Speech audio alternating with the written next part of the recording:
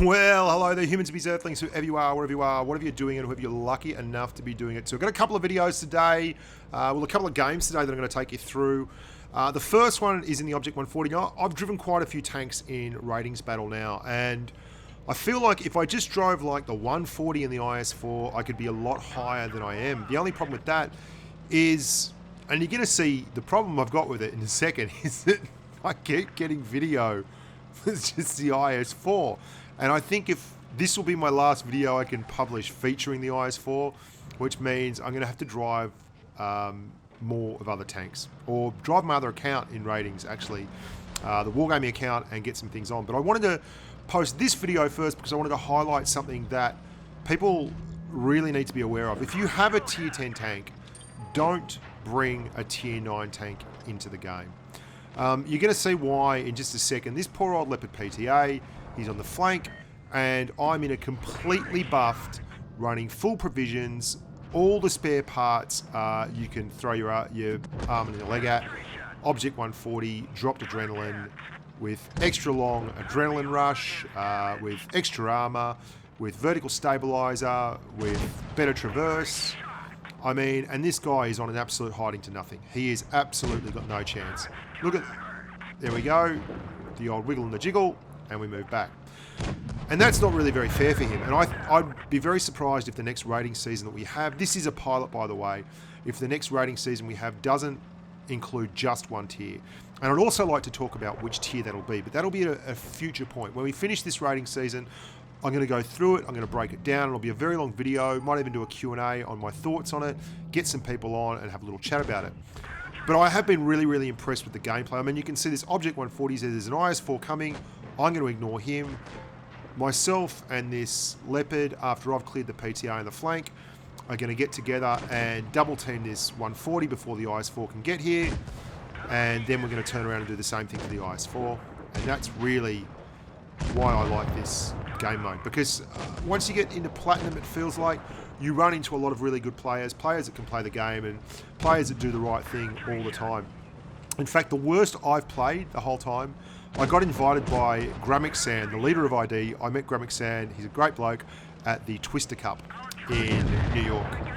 And I haven't been nervous in Kolobanovs or anything for ages. I just haven't got the sweaty palms. It doesn't really worry me, none of that. Play with all my mates, play with anyone really, play with Ruckus, he's got a purple win rate and all that. But I absolutely freaked out and played like a complete noob with Gramixan. And I wish, he doesn't speak a lot of English and I don't speak much Korean, but I wanted to apologise. I just couldn't get my act together. And he's much better than I am. I was definitely letting the side down. So we went our separate ways after, I think it was 3 straight losses. And trust me, they were all my fault. Anyway, what have I really liked about this rating season? Well, the quality of play has been great. It's been really good. You can see the E100 here, XX Tiger and the Leopard, they're all saying g'day because, you know, there's an Oxo bloke, he knows what he's doing on the other side. I'm side scraping here, I'm going to sneak a little one into the Oxo. There's the E100 in the back. We fire one off there, but don't really go too well. I'm going to let this E100 jump in there because he's unspotted, so hopefully he can get something going on. I'm just taking my sweet time. Look at these two teams. Look at it. I mean, look at the side scraping going on everywhere. Look at the TDs lined up behind. Look at this IS-7. He's been a little bit aggressive and he's put his nose out just far enough for him to get it chopped off, really. And that's one tiny error. And he's a really good player, that guy. He's in the Oxo clan. I haven't looked at his stats, but pretty much any Oxo you see is going to be very, very good. And our E100 immediately is pushed up. He's expecting me to help him. And we're going to clear this IS-7. And that has caused all kinds of movements. There's an Object 140 pushing up on the right hand side. The other E100 is side scraping using the buildings. I take the bit between the teeth here. I want to get rid of this IS-7. There's another one over there. We're going to have a crack at him. Just worried now. I've got to worry about 2 fronts. That IS-7 isn't coming out. He's side scraping. There's an E4 that's hard up against there. I'm now unspotted. I'm thinking I'm unspotted. Maybe I should go and do something. Maybe I should push down. 2 minutes gone. No one's dead. Everyone's playing smart basketball. And like finding the open man is going to be a tough thing. I want to see that IS-7. Is he still available? There we go. Get one through his drive wheel. And honest to God, if I never see another I-7 as long as I live, I will be a happy man. I mean, look at it. There's 2 of them on their team, and it's 1 of them on our team. I've had teams with 6 or so I-7s in game. There's an E100. He's going to push up and try and support that I-7. This is crazy, hey. We angle off into that. Angling the E4 as well as the E100 and the I-7. Put one through the drive wheel of the E100. Now we're angling up again to that I-7. Straightening up and angling back to the E4. Going to try and get a shot on him. You watch the E4. He's hip to that. I'm pulling back. Look at him. Angles straight back up. I mean, this is crazy. This is nothing like you would find in a random public battle. It is absolutely well and truly beyond the pale. And we missed that one, which would have been the sitter, and take a big one from the E100. And there's our 35 hit point E100. He gets in front of me, takes out the I-7. Good on you. Good on you, Tiger. Very, very handy. We bounce one. Absolutely duffed that. Sorry, mate. That was a horrible shot on my part. He's angling up that turret. I switched to AP because I'm going to get a shot into the turret. He's definitely going for the Tiger. A Black Tiger, that is. And Black Tiger gets another one in. He's going to go down here now. They've both got that terrible rubber band camo. Look at it. I mean, I'm such a big fan of this game mode. There is one thing I will say though. Tank selection is so key. And I did that video about tanks that you should be driving and tanks you shouldn't be driving. I'm really enjoying driving the 140 and occasionally the 62A as well. I found they're very successful. I am less sanguine about the FV215B183. I've found that to be very, very situational and not at all strong, because it keeps coming up against tanks like the IS-7 and that, where it's not always going to pen, and it ends up in situations where it misses shots, and it's so horrible for the team, and people gang up on it, and it's not very big, and it doesn't have good armor, not very good armor, and it's so big. Anyway, so I found tank selection's been hugely important. Now, Mr. Ouija's there. He's in the grill. He's in another clan now. He's left Grump, along with Swiss Cheezel and Rich Raff. We had to enforce, unfortunately, it was an IOC ruling. They were found using performance-enhancing drugs. And, yeah, so we had to get rid of them. Just joking. Yeah, they're in another clan. We're still mates. You'll see there's a grill down there, the grill 15. I'm going to put HE down right there where he should be. Thanks very much. And he's going to pop in a second. He definitely got hit by that. Again, I'm in the IS-4. We've got really solid plays here. There's Black Tiger, who was just in the last game in the mouse. He's pushing around in the lower flank. There is an FV215B183. Now, I've just given it a bit of rubbish, but he actually plays a huge part in this game, the 183 that is at the base of the town area. You can't see him. There he is. He's just popped up. Because he stops me at one point from going around the corner. And you're going to see I say negative. Now, this IS-7 has been caught out in a really aggressive position, and as such, he has been punished. I'm going to track this M48 as he moves back. Really fun stuff, this. I mean, this for me, this is the most fun I've had playing Blitz in over a year, easily, because it's not just the giggle and the laughs, it's the complete challenge. It doesn't matter if you're a super unicum like Gramixan, or you're a bloke that just likes to have a go like me, or maybe you're someone with a 50% win rate. If you're competent and you perform your role, you can go a long way in ratings, and it's not really about massive carries and huge heroic performances. It is so much more about not giving the enemy an opportunity and not being too aggressive, but finding the right line between aggression and a passive gameplay style. And I find that absolutely fascinating. You can see we're down now a tank. I couldn't go down because that 183, which was really tough. There's a 24k in the E100. There's a grill there. There's an E4 over here. My game plan here is to push around towards the E4, maybe take out the grill. That was exactly what the STB was thinking as well. And we get that into the E4. We're turning. We're going to go for the grill now. And then we're going to have to face off against the E100. Mr. Ouija has gone down. He was valiant. He did a fairly large amount of damage. And this is a bad move. I've got to pull back. But too slow, and that E100 gets me. And that extra shot would have been really handy at the end of the day here.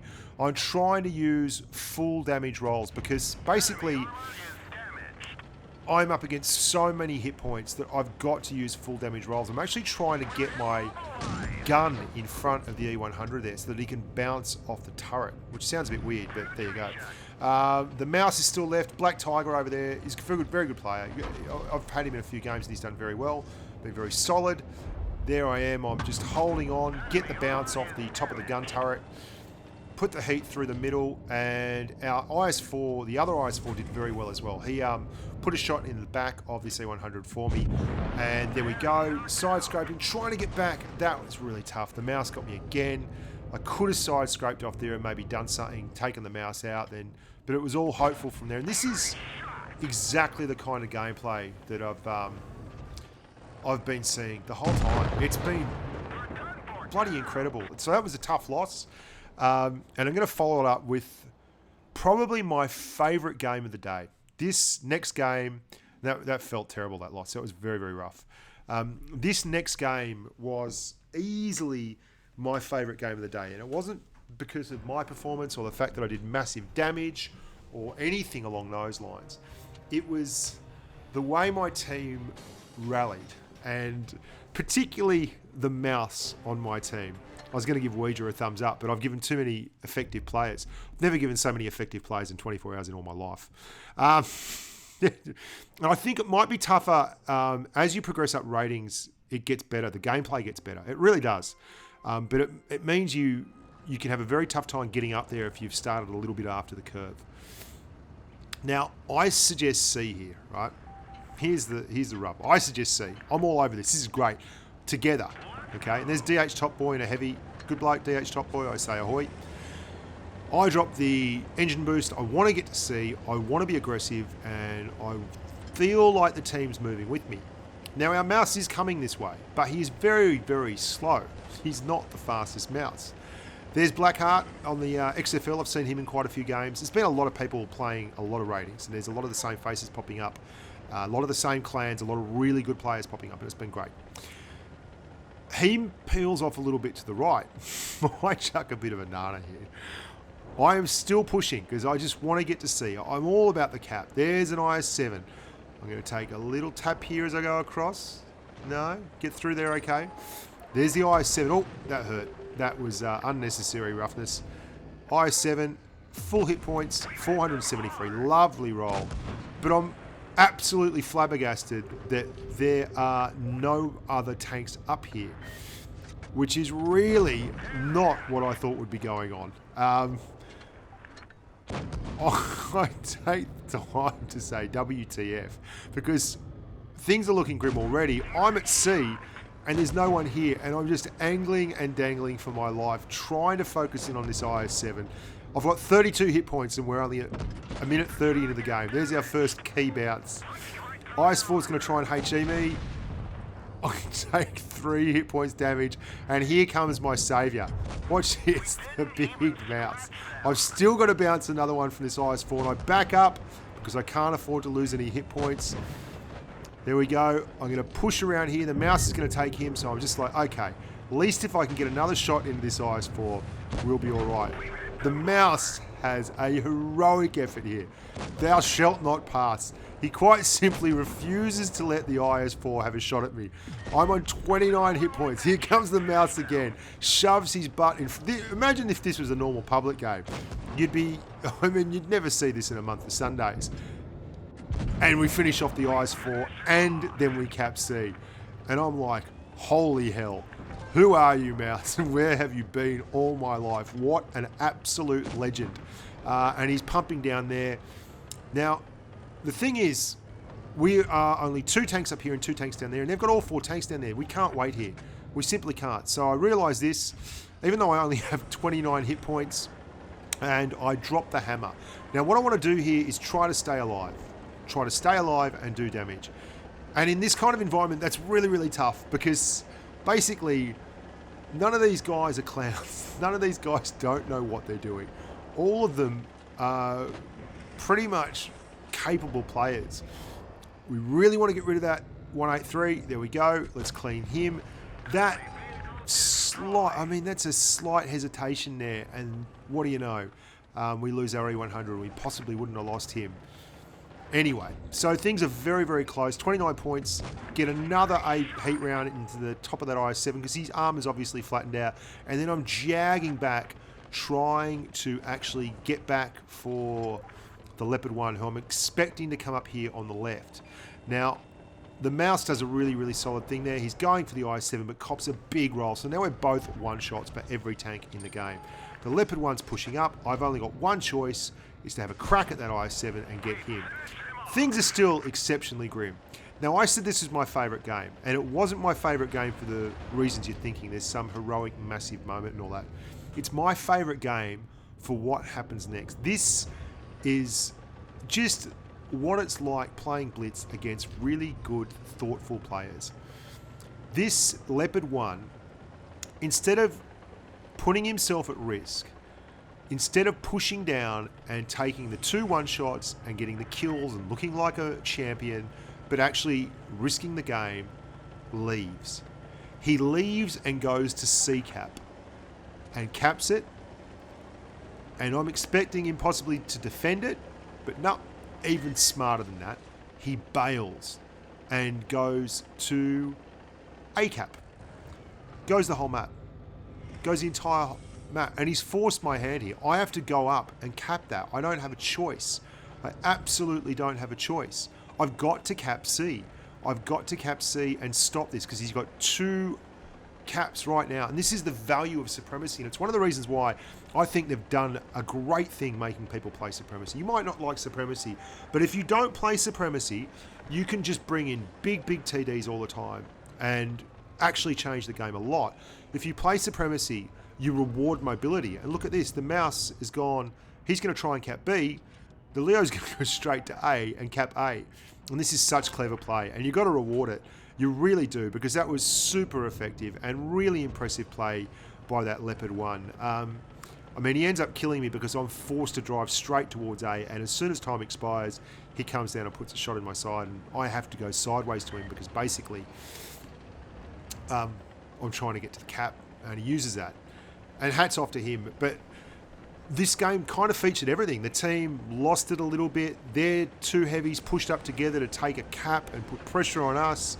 Our mouse turned up and gave his hit points up to keep me alive. I then went around the other side and cleared out that IS-7 and the 183. The mouse did his best over here. He's capping. We're just going to run out of time and points. And that's beautiful. That's exactly how Blitz should be played. Thanks very much for watching. I promise I'm not going to harp on with the IS-4 anymore. I will actually play some other tanks in rated battles. Might have to switch to the other account and try some other tanks. I really want to try the 263. Here you go. I have to turn to the right, and he absolutely knows. So there you go. Thanks very much for watching, guys. I'm Bushka on Blitz. Look after your still. Stay safe on the battlefield. Look after your mum, your dad, your brother, your sister, your dog, all your family, and bye for now.